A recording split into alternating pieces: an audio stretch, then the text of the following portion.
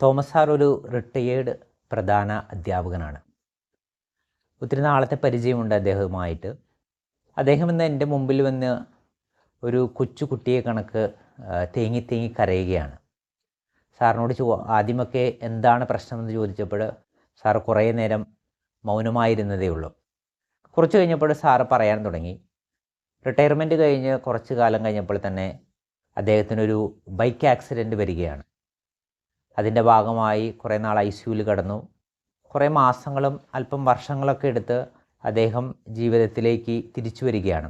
കാരണം വളരെ സീരിയസ് ആയിട്ടുള്ളൊരു ബ്രെയിൻ ഇഞ്ചുറി അദ്ദേഹത്തിനുണ്ടായ ആ സമയത്ത്. പക്ഷേ കാലക്രമത്തിൽ അദ്ദേഹം ഒരു കാര്യം മനസ്സിലാക്കി.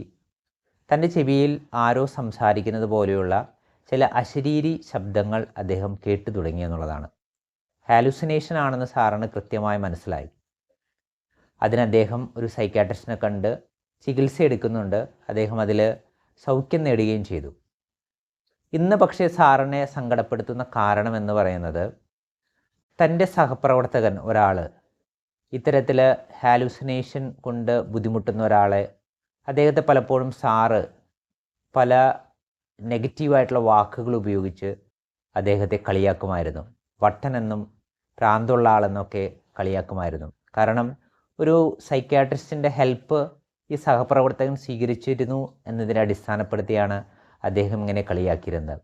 താൻ എന്ത് പറഞ്ഞ് തൻ്റെ സഹപ്രവർത്തകനെ കളിയാക്കിയോ അതേ അവസ്ഥ ഇന്ന് തനിക്ക് വന്നിരിക്കുന്നു എന്നുള്ള യാഥാർത്ഥ്യമാണ് സാറിനെ ഏറ്റവും കൂടുതൽ സങ്കടപ്പെടുത്തുന്നത്.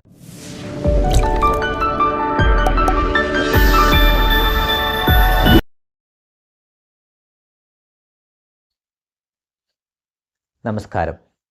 നമുക്ക് ചുറ്റുമുള്ള മാനസിക ആരോഗ്യ പ്രതിസന്ധി നേടുന്ന ആളുകളെ പലപ്പോഴും നമ്മൾ ഉപയോഗിക്കാറുള്ള വാക്കുകൾ ശ്രദ്ധിച്ചാൽ നമുക്ക് മനസ്സിലാക്കും. അപമാനിക്കുന്ന അല്ലെങ്കിൽ ചാപ്പ കുത്തുന്ന മുദ്ര കുത്തുന്ന പല വാക്കുകളുമാണ് നമ്മൾ ഉപയോഗിക്കാറ്. വട്ടുള്ള ആൾ, 10 പൈസ കുറവുള്ള ആൾ, അല്പം പിരി ലൂസായ ആൾ, ഭ്രാന്തൻ, ഇത്തരത്തിലുള്ള വാക്കുകളാണ് പൊതുവെ നമ്മൾ ഉപയോഗിക്കാറുള്ളത്. എന്താണ് ഇത്തരം വാക്കുകൾ ഉപയോഗിക്കുന്നത് കൊണ്ടുള്ള അപകടം എന്നുള്ളതാണ്. നമ്മൾ ഇത്തരം വാക്കുകൾ ഉപയോഗിക്കുമ്പോൾ നമ്മുടെ മനസ്സിൽ അറിയാതെ ഒരു മിഥ്യാബോധം ഉണ്ട് എന്നുള്ളതാണ്. ഇതുവരെ എനിക്ക് യാതൊരുവിധ മാനസിക പ്രതിസന്ധിയും വന്നിട്ടില്ല എന്നുള്ളതാണ് ഇത്തരം വാക്കുകൾ ഉപയോഗിക്കാൻ ഉള്ള ഒന്നാമത്തെ ഒരു കാരണം. രണ്ടാമത്തെ ഒരു കാരണം എന്ന് പറഞ്ഞു കഴിഞ്ഞാൽ എനിക്കിത്തരം പ്രശ്നങ്ങളൊന്നും ഇനി ഒരിക്കലും ഉണ്ടാകാൻ പോകുന്നില്ല എന്നുള്ളൊരു മിഥ്യാബോധവും കൂടി ഇത്തരം വാക്കുകൾ ഉപയോഗിക്കുന്നതിന് പിന്നിലുണ്ട്. പക്ഷേ പച്ചയായ യാഥാർത്ഥ്യം എന്താണ്? മനസ്സ് എന്ന് പറയുന്നത് നമ്മുടെ തലച്ചോറിൻ്റെ പ്രവർത്തനമാണ്. ഒരു ചെറിയ പനിയോ അല്ലെങ്കിൽ ചെറിയൊരു അപകടമോ അല്ലെങ്കിൽ നമ്മുടെ ശരീരത്തിലെ സോഡിയത്തിൻ്റെയോ പൊട്ടാസ്യത്തിൻ്റെയോ ഒക്കെ കുറവ് വന്നു കഴിഞ്ഞാൽ നമ്മുടെ തലച്ചോറിന് ക്ഷതം സംഭവിക്കുകയും നമ്മുടെ പെരുമാറ്റത്തിൽ വൈകല്യങ്ങളും പലതരത്തിലുള്ള മാനസിക ആരോഗ്യ പ്രതിസന്ധിയും രൂപപ്പെടാൻ ഇടയുണ്ട് എന്നുള്ളതാണ് യാഥാർത്ഥ്യം. അന്ന് എന്തൊക്കെ വാക്കുകൾ ഉപയോഗിച്ചാണ് ഞാൻ എൻ്റെ കൂടെയുള്ളവരെ കളിയാക്കിയത്, അതേ പ്രശ്നങ്ങൾ എനിക്ക് വന്നു ഭവിച്ചിരിക്കുന്നു എന്ന് സ്വീകരിക്കാൻ അന്ന് നമ്മുടെ മനസ്സ് സമ്മതിക്കില്ല. സ്വാഭാവികമായും എനിക്കൊരു മാനസിക ആരോഗ്യ പ്രതിസന്ധി ഉണ്ടെന്ന് മനസ്സ് സമ്മതിച്ചില്ലെങ്കിൽ നമ്മളതിന് ഒരു ചികിത്സ നേടുകയില്ല. വ്യക്തമായ ചികിത്സ നേടാതെ വരുമ്പോൾ നമുക്ക് ആ രോഗത്തിൽ നിന്ന് വിമുക്തി കിട്ടുകയുമില്ല. ഇത് നമ്മുടെ വ്യക്തിപരമായ കാര്യത്തിൽ മാത്രമല്ല, ഇത്തരം കളിയാക്കുന്ന ആളുകളെ സംബന്ധിച്ചിടത്തോളം തൻ്റെ പ്രിയപ്പെട്ടവർക്കും ഇത്തരം പ്രതിസന്ധി വരുമ്പോൾ അവർ ശാസ്ത്രീയമായ ഒരു ചികിത്സ നേടാൻ സാധ്യതയില്ല. ഇന്ന് അനേകം ആളുകൾ മാനസിക ആരോഗ്യ മേഖലയിൽ ജോലി ചെയ്യാനായിട്ട് കടന്നു വരുന്നുണ്ട്. കൗൺസിലേഴ്സായിട്ടും തെറാപ്പിസ്റ്റായിട്ടും സൈക്കോളജിസ്റ്റുമായിട്ടുമൊക്കെ. അവർ മാനസിക ആരോഗ്യ മേഖലയിൽ എന്തെങ്കിലും സംഭാവനകൾ ചെയ്യാൻ ആഗ്രഹിക്കുന്നുണ്ടെങ്കിൽ ആദ്യമേ തന്നെ ചെയ്യേണ്ടത് മാനസിക രോഗത്തെക്കുറിച്ചുള്ള അപമാനകരമായ മുദ്ര കുത്തുന്ന അല്ലെങ്കിൽ ചാപ്പ കുത്തുന്ന തരത്തിലുള്ള വാക്കുകൾ പുതുബോധ നിർമ്മിതിയിൽ നിന്ന് ഒഴിവാക്കുക എന്നുള്ളതാണ് ഇവർക്ക് ചെയ്യാൻ പറ്റുന്ന ആദ്യത്തെ ചുവട് എന്ന് പറയുന്നത്. രണ്ടാമതായി മാനസിക ആരോഗ്യ പ്രശ്നങ്ങളെ സൂചിപ്പിക്കാൻ കുറേ കൂടി സാമൂഹികമായി സ്വീകാര്യമായ പദങ്ങളും വാക്കുകളും ഉപയോഗിക്കുക എന്നുള്ളതാണ്.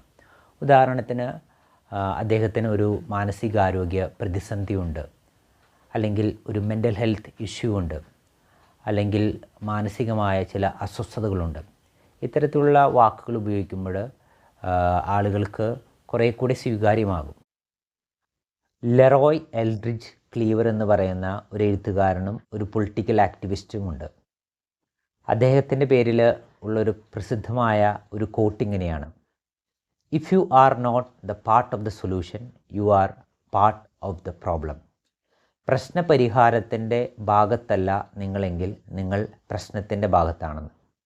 മാനസികാരോഗ്യത്തെ സംബന്ധിച്ചിടത്തോളം നമ്മുടെ നിലപാടുകളിൽ ഒരു നിഷ്പക്ഷ നിലപാട് നമുക്കെടുക്കാൻ സാധിക്കില്ല.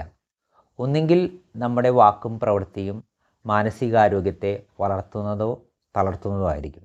അതുകൊണ്ട് മാനസിക ആരോഗ്യത്തെ വളർത്തുന്നവരാകുവാൻ നമുക്ക് പരിശ്രമിക്കാം.